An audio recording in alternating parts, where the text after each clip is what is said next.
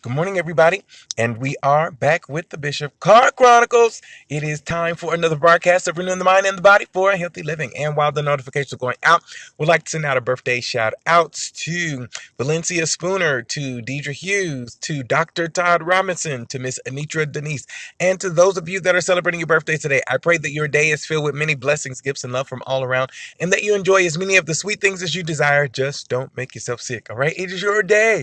Go out, celebrate it, live it up. You have been waiting 365 days for this one day to come around where it marks the entry of your life into this world to make an impact. And so I celebrate with you. I love you. And I just pray that you would enjoy it to the fullest. You deserve it. So make sure to do that. If this is your first time watching one of these broadcasts, I want you to know that they are to encourage you, to empower you, to educate you, to motivate you, to inspire you, and to uplift you to move towards your destiny, operating in the purpose for which you've been created, using the gifts that are within you. I want to tell you thank you so very much for being a part of the Back with the Bishop family. It means a great deal to have you with us. All of your likes, your shares, your comments, everything that you do over here, all of your interaction and engagement over here on this broadcast means a great deal to me. And so because of you, I am here doing what I'm doing, and we are all here sharing and learning from one another, impacting one another, and encouraging one another, sharpening one another. For I believe in the text that says, iron sharpens iron. And so that is what we do over here. It's always about having fun, having a good time, being able to give you some food for thought, and as well as being able to put a smile on your face, all right, so that you can go out and again make an impact. It's all about operating in purpose. That's what we are about over here. Causing you and encouraging you to work and walk in purpose. That's how you make a difference, and that's how you find the greatest fulfillment in this life, when you operate in purpose. So I want to say thank you so very much. I love you all. Thank you for coming in. Good morning to those of you that are coming into the broadcast right now. I really appreciate you all for coming in. Good morning, Martha. Thank you so much for tuning in. And so I've got just a few moments here that I want to drop and share this word of encouragement with you all. As we know that yesterday was Father's Day, that we celebrated Father's Day, fathers all around the world. And I want to say happy Father's Day, of course, again, even though today is not Father's Day, but we do not come on live pretty much during the weekend. Usually we don't. And so I want to say happy Father's Day to all of you that are fathers out there. And thank you for being who you are. And hopefully you are being present and not just buying presents. I saw a quote that was on Instagram, and it really made an impact in my life. Good morning, Lady Verl. Thank you so much for tuning in. And the quote said that to be a father, it's about your presence and not your presence. And so presence was spelled Presence. So it's about your being present and not your presence that you would buy for your children or your godchildren. So it's about being active and being engaged. And it makes somewhat of a difference, a huge difference. And it's something that I've been talking with my fiance and several other others that are connected to me, just about the power that God has given to fathers. Last month we dealt with lessons from mothers, and we may do lessons from fathers this month on some of these broadcasts. But one of the biggest differences is that God, I don't know how he does it or how he created or how he wired, like what he put inside of males, but he's given fathers particularly something that impacts their children for the rest of their lives. So, you can look over your life, and if you were fortunate enough to be connected to your father and to know your father and to have a relationship with your biological father, you can look back and see their imprint and their impact on your life, whether they were present or whether they were absent. And so, it goes with you, it stays with you, it remains with you for your entire life. And so sometimes when fathers are absent, it really causes a great void in the child's life. It causes a great void in their life. Or when they come in and out, they're inconsistent with their presence. And so they go in and they go out. And so it causes the child to become not trusting, of their father. And same could be said for mothers, but we're just dealing specifically with fathers because I grew up in a generation where fathers were absent. And even my own father, he was in and out. Even though I was able to be connected to him, he was not actively engaged, if you will, in my life. And, it caused a great a great deal of struggle and challenge and issue, etc. For me. But then, like I said, I looked around and not just only at my life, but I looked at the lives of others that I was growing up with, my peers and my students, friends, and relatives or whatnot, cousins. They were all growing up without their father being actively present and engaged in their life, and so it caused a great deal of stress, a great deal of frustration, a great deal of hurt, and it stays with you. And so what ends up happening is if you don't learn how to healthily, if you will, I don't even think that's a word, but I'm making it up.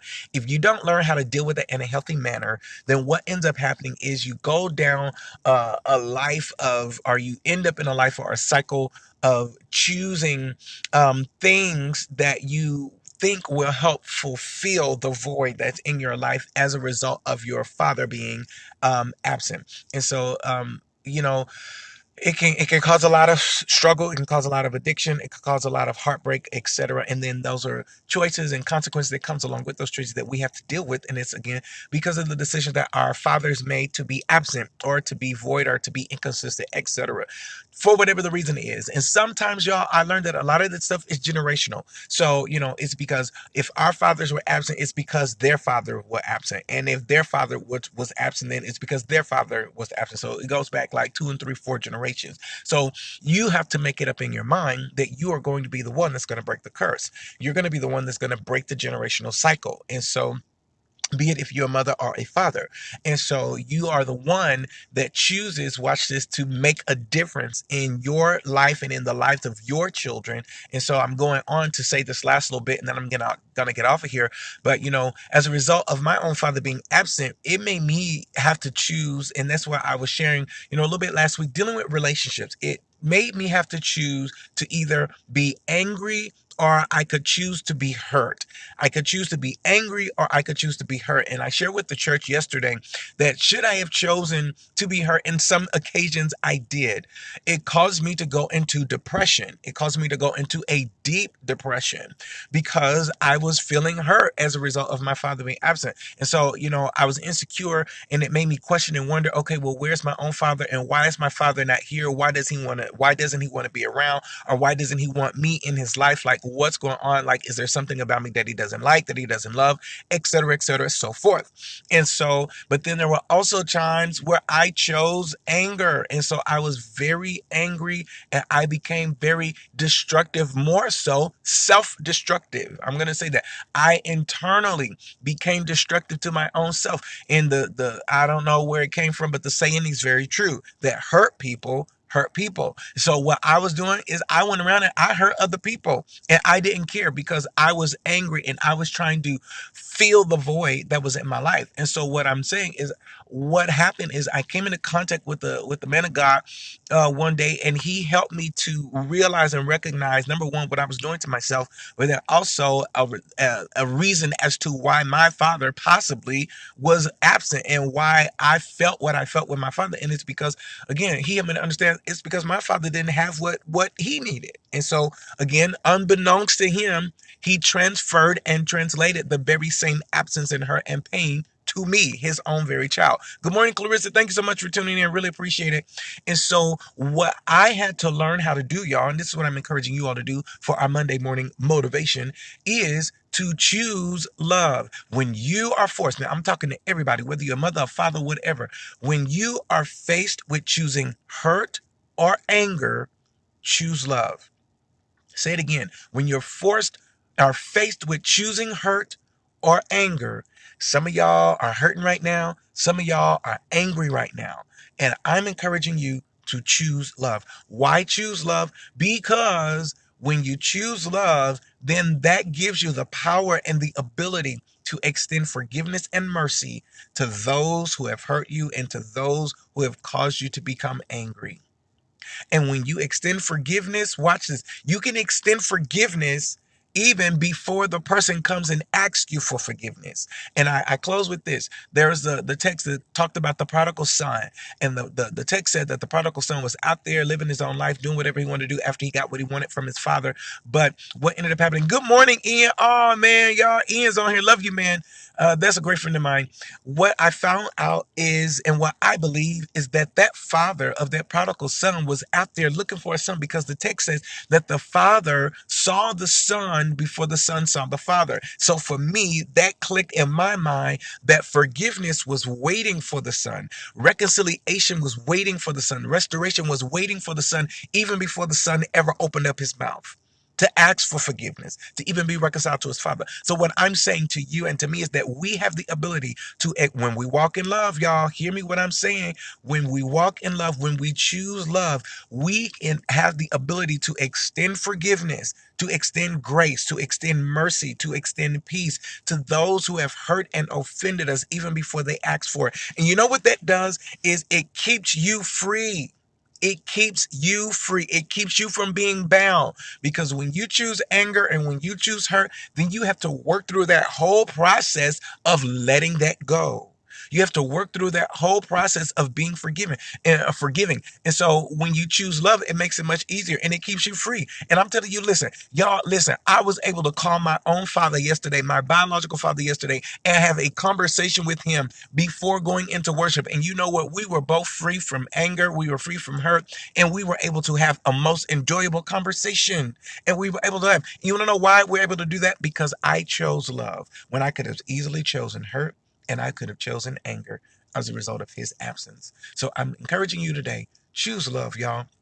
When you choose love, it makes things so much easier. This world that we live in will be a much better place if we chose love. And so I say this also that, I'm also being considerate, again, going back to what I said earlier about being the generational curse breaker. You break the curse, you stop the change, you break the cycle, because I don't want that coming up in my own children. When I choose to have children, when my own biological children come up, I don't want that seed to be sown, because listen, every seed that you sow, you will reap the harvest. I'm telling you what I know. Thank you, Lady Verl. She said, choose love.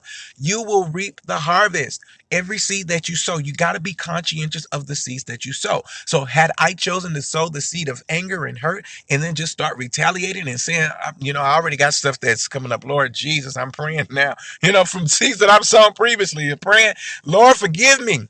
You ought to pray that prayer too. Lord, forgive me for the seeds I sown in ignorance.